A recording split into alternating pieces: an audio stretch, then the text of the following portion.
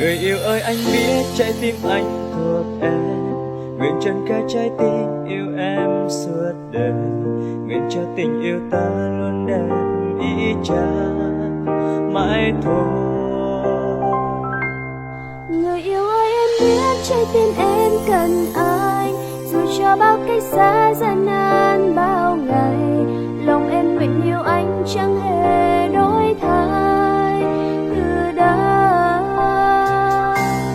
Một chặng đường sẽ không như mơ, không như thiên đường, đừng cậy Chúa sóng gió sẽ vượt qua.